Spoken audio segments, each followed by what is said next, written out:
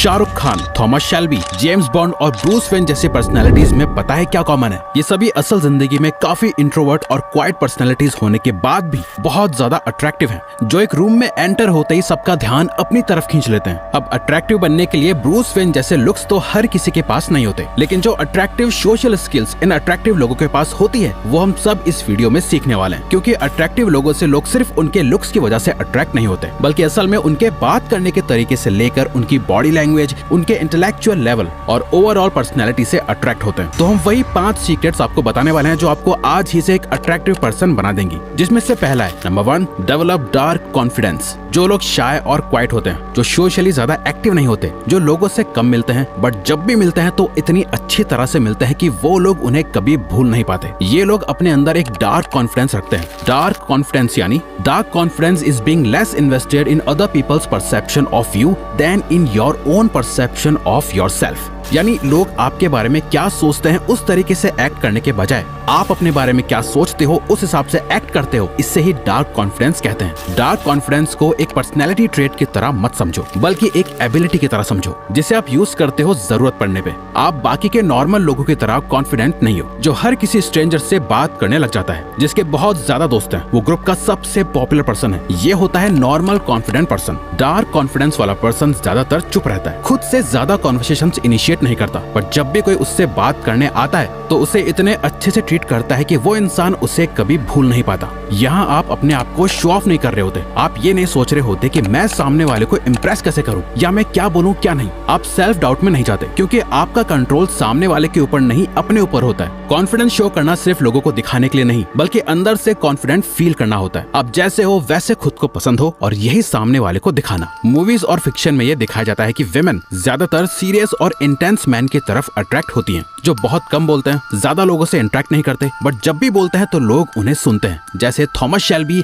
या Harvey Specter. ये सभी अपने अंदर एक डार्क कॉन्फिडेंस पोजेस करते हैं। डार्क कॉन्फिडेंस का एक इंपॉर्टेंट पार्ट है number 2, attract through honesty. Simon Sinek ने एक बार अपनी एक स्टोरी शेयर करी थी। वो एक स्टेज प्ले देखने गए जहां उनकी बहुत अच्छी दोस्त एक्ट कर रही थी, जिसे देखने के बाद वो बताते हैं कि उन्होंने अपनी लाइफ में इससे खराब कुछ नहीं देखा। अगर उनकी दोस्त उसमें एक्ट नहीं कर रही होती तो वो उससे पूरा कभी नहीं देखते। वो प्ले इतना ज्यादा बेकार था। और जब शो खत्म हुआ तो उनकी वो दोस्त अपनी कॉस्ट्यूम में उसी हेयर और मेकअप के साथ चेहरे पे एक बड़ी स्माइल लेती हुई उनके पास आई, और आते ही उन्होंने साइमन से पूछा, मेरी परफॉर्मेंस कैसी लगी? अब साइमन खुद एक ऑनेस्ट पर्सन है, पर वो बताते हैं कि उस मोमेंट में उनकी वो दोस्त बहुत ज्यादा खुश थी, वो इमोशनल थी, तो ये सही टाइम नहीं था कि वो उन्हें ऑनेस्टी के साथ जवाब दे पाए। पर प्रॉब्लम ये भी थी कि वो झूठ नहीं बोल सकते थे, इसीलिए अपनी दोस्त को रिप्लाई करते हुए उन्होंने कहा, I am so proud of you. तुम्हें स्टेज पे देखते हुए मुझे बहुत अच्छा लग रहा था। मेरी नजर सिर्फ तुम पर ही थी और मैं देख रहा था कि तुम अपनी परफॉर्मेंस को काफी एंजॉय कर रही थी, जिसे देख के मुझे बहुत अच्छा लगा। जो सब कुछ एकदम सही था, वो रियलिटी में ऐसा फील कर रहे थे। उन्होंने अपनी दोस्त से कोई झूठ नहीं बोला,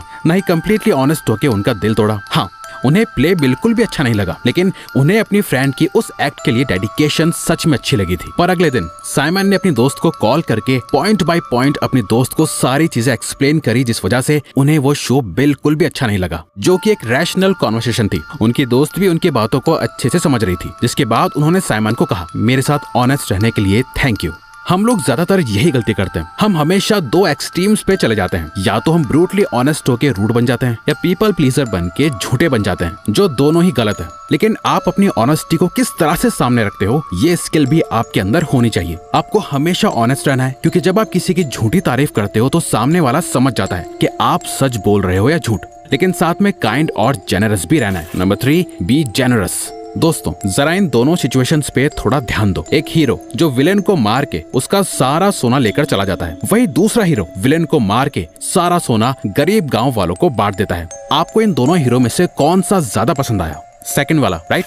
ये होता है जेनरोसिटी की वजह से। आप कितना ज्यादा रिसीव करते हो, आपका फोकस इससे ज्यादा इस पे होना चाहिए कि आप सामने वाले को कितना ज्यादा दे सकते हो। कभी किसी को सीट ऑफर कर देना, कभी किसी की हेल्प करना, लोगों का नाम याद रखना, please, excuse me, thank you जैसे वर्ड्स को यूज करना, या फिर किसी को ऐसे ही रैंडमली कॉम्प्लीमेंट दे देना, बोलना कम और सामने वाले की बातों को ज्यादा अच्छे से सुनना। ये सभी ऐसी छोटी मोटी चीजें हैं जिसे करने से आपका पॉजिटिव परसेप्शन क्रिएट करने में हेल्प मिलती है। ये आपकी रिस्पेक्ट को इंक्रीज करता है और आप एक पोलाइट और हम्बल पर्सनैलिटी की तरह दिख के आते हो। जब आप अपने सामने वाले को इम्पोर्टेंट फील कराते हो तो ये उनका कॉन्फिडेंस बूस्ट कर देता है और ये चीज वो कभी नहीं भूलते। आपके प्रेजेंस में ही वो ज्यादा कॉन्फिडेंट और बेटर फील करने लगते हैं, जो आपको नेचुरली ज्यादा अट्रैक्टिव बना देता है। Number 4, handle insults smoothly. ये सबसे इंपॉर्टेंट स्किल है। जब आप अपने ऊपर काम करके ज्यादा अट्रैक्टिव बनोगे तो बहुत से लोग आपसे अट्रैक्ट होंगे, लेकिन इसके साथ ही बहुत से ऐसे लोग भी होते हैं जो आपसे जेलस फील करेंगे और कई बार आपको ऐसी सिचुएशन से डील करना पड़ेगा जहां लोग आपकी इंसल्ट करेंगे, आपको नेगेटिवली डाउन करने की कोशिश करेंगे।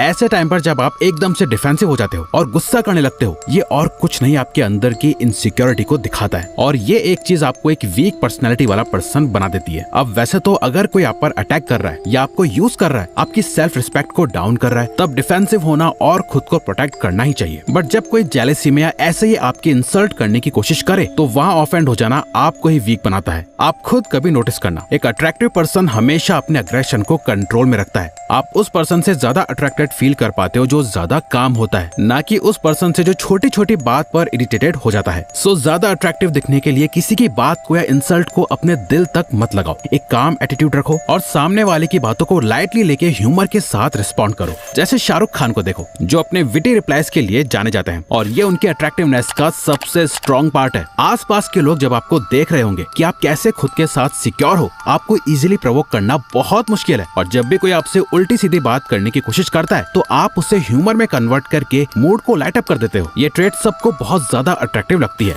Number 5, create the illusion. Looks doesn't matter. Looks से कुछ नहीं होता, पर्सनैलिटी ही सब कुछ है।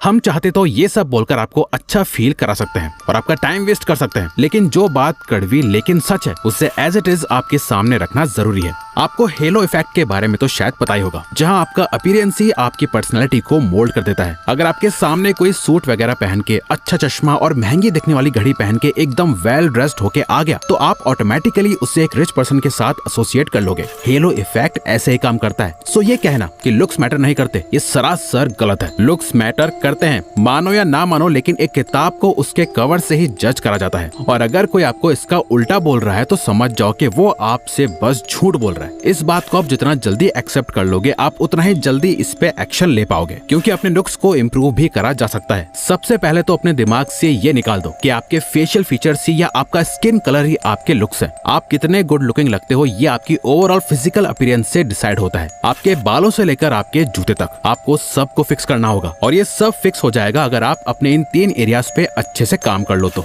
Number 1, physical fitness. Number 2, grooming. Number 3, style. सबसे पहले स्टार्ट करो फिजिकली फिट होने से। बॉडी बिल्डर जैसी बॉडी नहीं बनानी, बस अपनी बॉडी के अकॉर्डिंग बेस्ट शेप में आना है। ग्रूमिंग में आपका हेयर स्टाइल, स्किन हाइजीन ये सब आएगा और लास्ट स्टाइल में आएगा आपका ड्रेसिंग सेंस। आप किस तरह के कपड़े पहनते हो, उन्हें कैसे पहनते हो, ये सब आपका स्टाइल बनता है। अगर आप इन तीनों एरियाज पे फोकस करके अपनी बेस्ट फिजिकल अपीयरेंस सेट कर लो तो आधा काम तो हो गया और अब आपको फोकस करना है अपनी पर्सनैलिटी पे। तो अगर ये वीडियो आपको अच्छी लगी तो वीडियो को लाइक और चैनल को सब्सक्राइब करके हमें सपोर्ट करो और बेल नोटिफिकेशन ऑन कर लीजिएगा ताकि आप आने वाली वीडियोस मिस ना कर पाओ। Thank you for watching.